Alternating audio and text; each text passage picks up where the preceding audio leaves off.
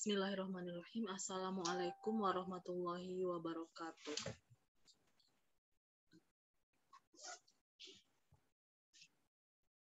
Pada video kali ini akan dibahas tentang turunan fungsi implisit, turunan fungsi parameter, garis singgung, dan penerapan turunan.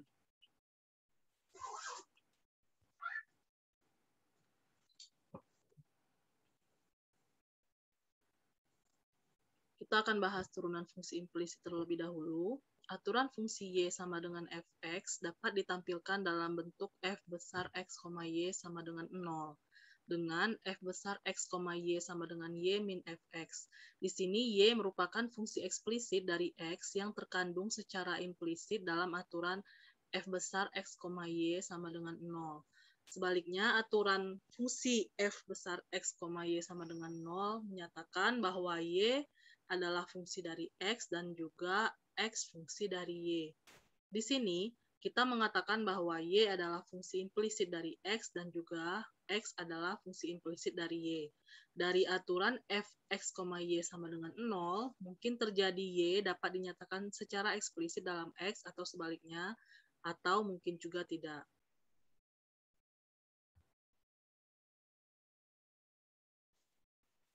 Dari aturan x kuadrat plus y kuadrat sama dengan 4, kita mempunyai bentuk eksplisit sebagai berikut. Y sama dengan akar dari 4 min x kuadrat, atau y sama dengan min akar 4 min x kuadrat, x sama dengan akar 4 min y kuadrat, atau x sama dengan min akar 4 min y kuadrat, yang menyatakan y sebagai fungsi eksplisit dari x, dan x fungsi eksplisit dari y. Yang kedua, dari aturan x plus sin xy sama dengan x pangkat 5y kuadrat plus 3y, kita tidak dapat menyatakan secara eksplisit y dalam x dan juga x dalam y. Meskipun demikian, pengertian bahwa y adalah fungsi dari x dan juga x fungsi dari y masih tetap berlaku.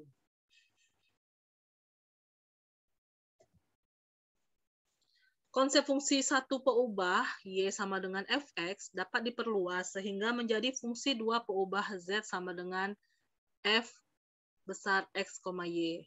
Di sini peubah bebasnya x dan y, sedangkan peubah tak bebasnya z. Daerah asal fungsinya adalah himpunan titik x, y elemen r kuadrat, fx, y elemen r. Dan daerah nilainya adalah z elemen bilangan real, z sama dengan fungsi x, y di daerah asal f. Untuk z sama dengan 0, maka f, x, y sama dengan 0, menyatakan y fungsi implisit dari x dan juga x fungsi implisit dari y. Pada fungsi implisit y sama dengan y, x yang termuat dalam f, x, y sama dengan 0, pengertian fungsi seperti yang biasa dapat dijelaskan sebagai berikut. Untuk setiap x yang memenuhi f, x, y sama dengan 0, terdapat selang terbuka x min delta, x plus delta dengan delta lebih dari 0 tertentu, sehingga y sama dengan yx adalah fungsi dalam pengertian biasa, yaitu untuk setiap x dikaitkan dengan tepat 1y. Ini delta ya, kalau do tidak ada, kalau do seperti ini, kalau delta seperti ini.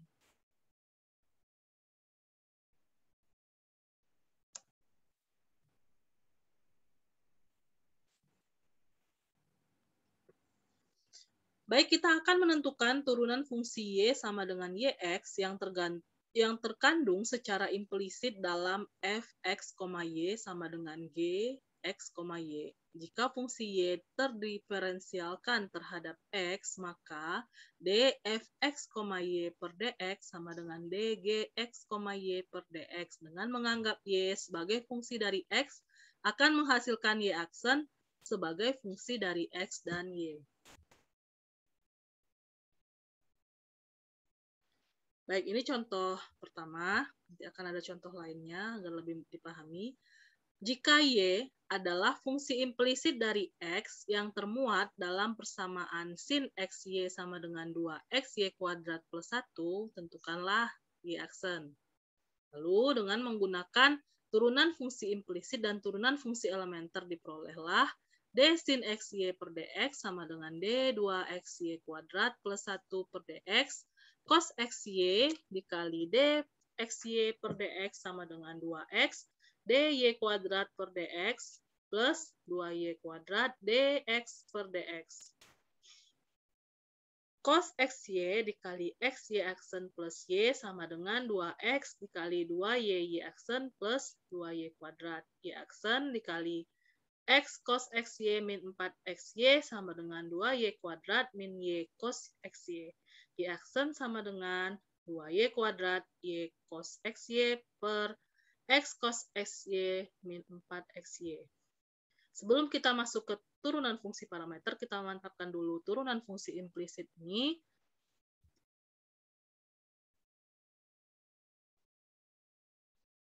Contoh berikutnya, misalkan kita memiliki persamaan 7Y pangkat 3 plus Y sama dengan X pangkat 3 dan ingin menentukan persamaan garis singgung pada grafik persamaan tersebut di 2,1.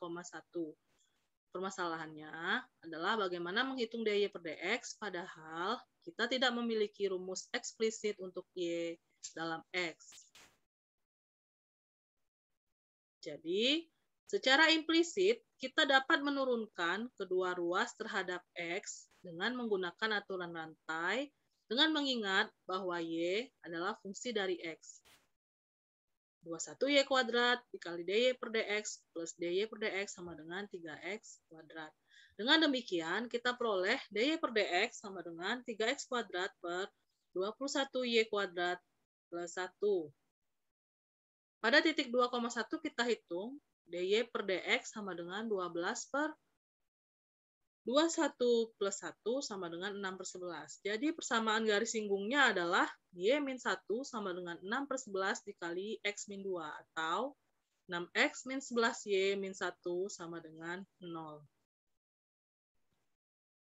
Contoh berikutnya tentang turunan fungsi implisit. Pada persamaan y pangkat 3 plus 7y sama dengan x pangkat 3, kita tak dapat menyelesaikan y dalam fungsi x. Persamaan ini dinamakan persamaan implisit. Dengan menuliskan y sebagai yx, kita dapat menuliskan ulang persamaan menjadi y x pangkat 3 plus 7yx sama dengan x pangkat 3. Kita dapat menentukan hubungan antara x, yx, dan y aksen x dengan menurunkan kedua ruas terhadap x. Dengan aturan rantai diperoleh dy pangkat 3 per dx plus d7y per dx sama dengan dx pangkat 3 per dx 3y kuadrat dy per dx plus 7 dy per dx sama dengan 3x kuadrat. Dy per dx dikali 3y kuadrat plus 7 sama dengan 3x kuadrat. Maka dy per dx-nya adalah 3x kuadrat per 3y kuadrat plus 7. Saat x sama dengan 2, persamaan menjadi y pangkat 3 plus 7y sama dengan x pangkat 3. Sama dengan 2 pangkat 3 sama dengan 8, atau y pangkat 3 plus 7y sama dengan 8, sehingga diperoleh y sama dengan 1. Gradien garis singgung kurva atau grafik y pangkat 3 plus 7y sama dengan x pangkat 3 di x, y sama dengan 2,1 adalah dy per dx 3 dikali 2 kuadrat per 3 dikali 1 kuadrat plus 7 sama dengan 12 per 10 sama dengan 6 per 5. Metode ini merupakan ilustrasi dalam menentukan dy per dx tanpa mencari atau menentukan persamaan y terhadap variabel x. Metode ini diberi nama dengan metode turunan implisit.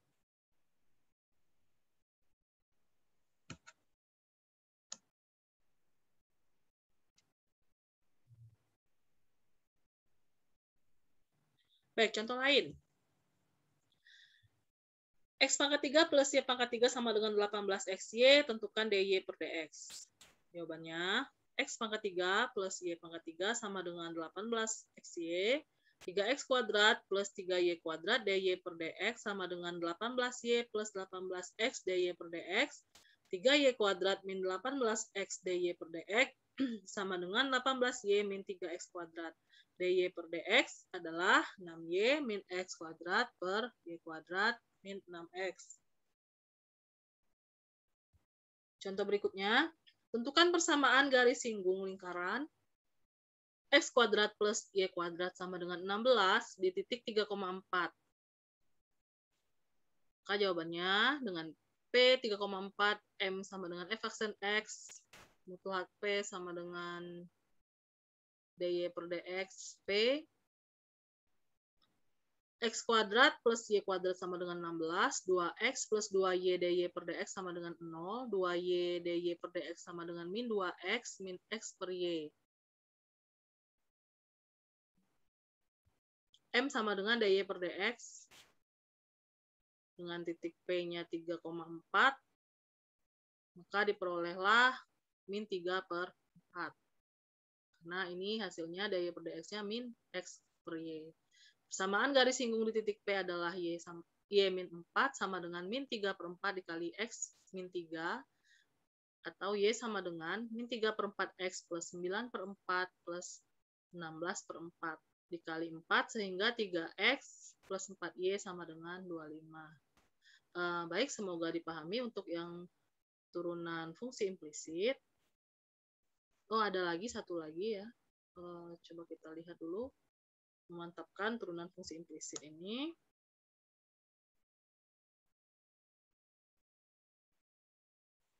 Jadi ada langkah-langkah dari penjelasan sebelumnya tadi dapat kita simpulkan ada 3 langkah untuk penurunan fungsi implisit. Fungsi eksplisit berbentuk Y sama dengan Fx, sedangkan bentuk implisitnya adalah Y min Fx sama dengan 0, atau fungsi f besar x, y sama dengan 0, maka langkah penurunan fungsi implisit yang pertama, asumsikan y merupakan fungsi x dan diferensiabel. Kedua, turunkan kedua ruas terhadap x. Ketiga, selesaikan dy per dx ke dalam x dan y. Oke, contoh. X pangkat 3 plus Y pangkat 3 sama dengan 6XY, maka dy per dx-nya adalah, jadi kita pisahkan dulu. Kita berikan d per dx dulu di sini di kedua ruas.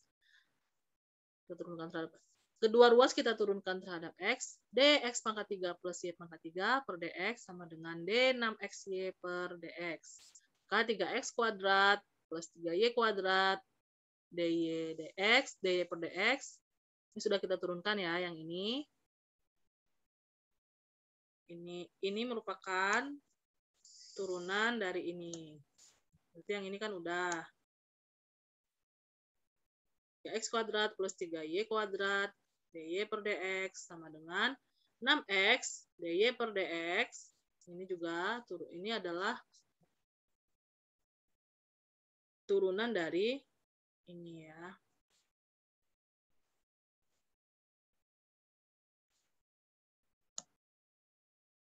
6x dy per dx. Maaf, bukan turunan, bentuknya diubah, dy per dx plus 6y. Sehingga 3y kuadrat min 6x dy per dx sama dengan 6y min 3x kuadrat. Maka dy per dx-nya kita bagilah ini, dibagi ini. Jadi seperti ini. 6y min 3x kuadrat per 3y kuadrat min 6x. Karena ini kan kita pindahkan, ini bisa ya dipahami ya Nanda. Dengan 2y min x kuadrat per y kuadrat min 2x. Ini adalah penyederhanaan dari bentuk ini. Untuk latihan di rumah silahkan dikotret-kotret x pangkat 3 plus y pangkat 2 dipangkatkan 4 sama dengan x, maka tentukanlah dy per dx dengan teknik turunan fungsi implisit seperti yang telah dicontohkan. Baik, kita kembali ke slide utama. Setelah membahas turunan fungsi implisit, kita membahas turunan fungsi parameter. Pada fungsi parameter, jika y terdiferensialkan terhadap x atau x terdiferensialkan terhadap y, maka kita dapat menentukan turunannya. Karena y adalah fungsi dari x, maka kita dapat memisalkan y sama dengan f besar x. Karena x juga merupakan fungsi dari t, maka kita mempunyai fungsi komposisi y sama dengan fxt dengan t pada selang d. Dengan menggunakan aturan rantai diperoleh dy per dt, di sini muncul lagi t ya, Nanda, sama dengan dy per dx dikali dx per dt. Sehingga dalam kasus dx per dt tidak sama dengan 0, hubungan ini akan menghasilkan dy per dx sama dengan dy per dt per dx per dt. Rumus ini dikenal sebagai turunan fungsi parameter yang kita nyatakan dalam teorema berikut ini. Teorema 1, turunan fungsi parameter untuk parameter x sama dengan ft, y sama dengan ft, t elemen d dengan d merupakan suatu selang atau interval. Jika fungsi x dan y terdiferensialkan terhadap t dan dx per dt tidak sama dengan 0 pada d, maka fungsi y terdiferensialkan terhadap x dengan aturan yang ditentukan oleh dy per dx sama dengan dy per dt per dx per dt t elemen d. Contoh, turunan dari fungsi parameter x sama dengan 4t kuadrat min 4t dan y-nya sama dengan 1 min 4t kuadrat dengan t lebih dari sama dengan setengah. Kemudian kita nyatakan fungsi dari x dan sebagai fungsi dari y. Maka penyelesaiannya seperti ini. Karena fungsi x sama dengan xt sama dengan 4t kuadrat min 4t, jadi si t kita masukkan ke sebagai fungsi dari x ini, dan y-nya yt sama dengan 1 min 4t kuadrat terdiferensialkan terhadap t pada selang setengah sampai tak hingga dengan dx per dt sama dengan 8t min 4 dan dy per dt sama dengan min 8t, maka fungsi y terdiferensialkan terhadap x dengan y aksen sama dengan dy per dx sama dengan dy per dt per dx per dt sama dengan min 8t per 8t min 4. Ini kan kita tinggal masukkan saja yang ini ya, Nanda. Ini tidak bingung kan ya? Jadi rumusnya turunan fungsi parameter tadi dy per dt per dx per dt sehingga diperoleh min 2t per 2t min 1. Untuk menyatakan turunan fungsi parameternya sebagai fungsi dari x dan sebagai fungsi dari y, nyatakan t dalam x dan juga dalam y. Dari bentuk fungsinya diperoleh hasil sebagai berikut. X sama dengan 4t kuadrat min 4t dengan t lebih dari sama dengan setengah sama dengan 2t min 1 dikuadratkan min 1,2t min 1 lebih dari sama dengan 0. 2t min 1 dikuadratkan sama dengan x plus 1, 2t dengan 2t min 1 itu lebih dari sama dengan 0. 2t min 1 sama dengan akar x plus 1, 2t sama dengan 1 plus akar dari x plus 1. Kemudian y sama dengan 1 min 4t kuadrat dengan t lebih dari sama dengan setengah. Maaf. Kembali nggak ya? Tulisannya emang seperti ini ya. T lebih dari sama dengan setengah lebih dari 0. T ini maksudnya bernilai positif, sama dengan 1 min 2T kuadrat, 2T lebih dari sama dengan 1 lebih dari 0, 2T kuadrat sama dengan 1 min Y, 2T lebih dari sama dengan 0, 2T sama dengan akar dari 1 min Y. Jadi hasil yang kita peroleh adalah jika Y aksen dinyatakan sebagai fungsi dari X, maka Y aksen sama dengan min 1 plus akar X plus 1 per akar X plus 1 sama dengan min 1 min 1 per akar X plus 1. Jika Y aksen dinyatakan sebagai fungsi dari Y, maka Y aksen sama dengan min akar 1 min Y per akar 1 min Y min 1. Kemudian kita masuk kepada garis singgung.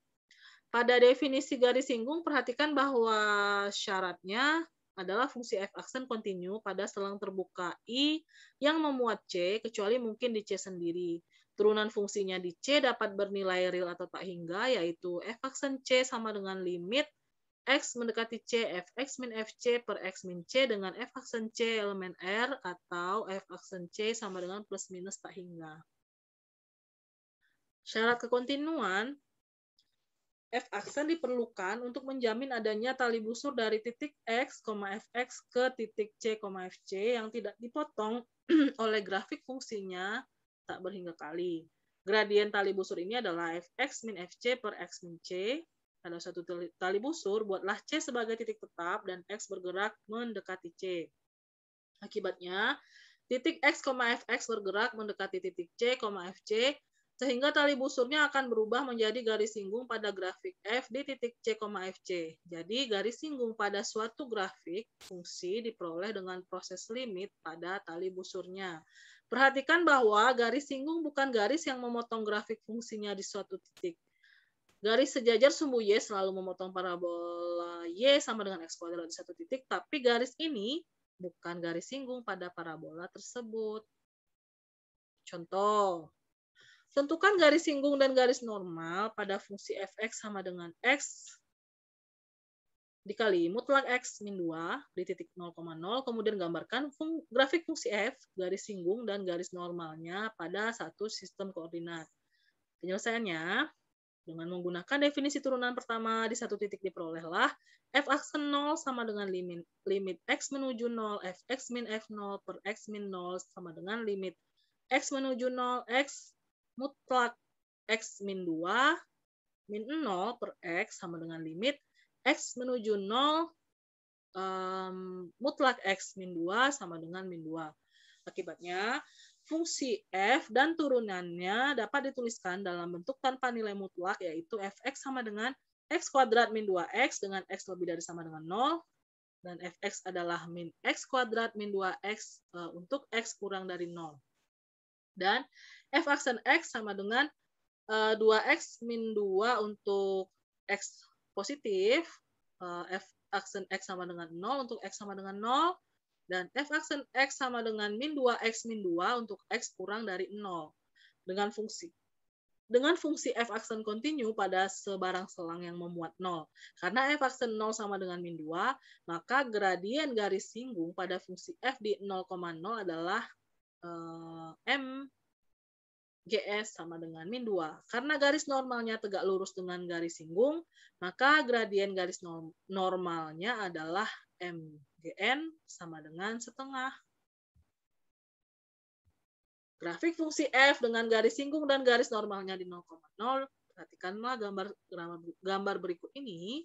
Jadi persamaan garis singgung pada fungsi F di titik 0,0 adalah Y sama dengan min 2X, dan persamaan garis normalnya adalah Y sama dengan setengah X. Grafik fungsi fx sama dengan x dikali mutlak x min 2 beserta garis singgung dan garis normalnya di titik 0,0 diperlihatkan pada gambar berikut.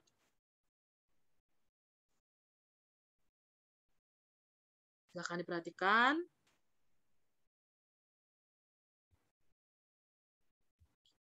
Selanjutnya, kita masuk ke penerapan atau pengaplikasian turunan.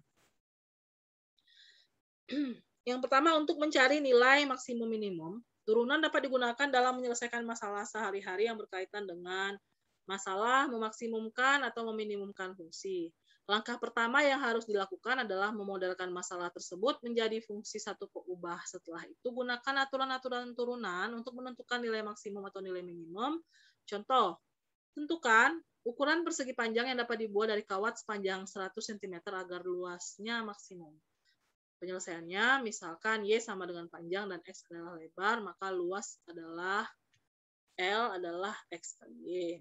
Karena 2X plus 2Y sama dengan 100, maka Y sama dengan 50 min X, sehingga luasnya adalah LX sama dengan X dikali 50 min X. Sama dengan 50X min X kuadrat, di mana X ini lebih dari sama dengan 0, kurang dari sama dengan 50. L aksen X-nya adalah 50. Turunan dari ini. 50 min 2X maksudnya. Maaf, tidak lengkap. L aksen X berarti turunan dari ini 50 min 2X, atau dibalik min 2X plus 50.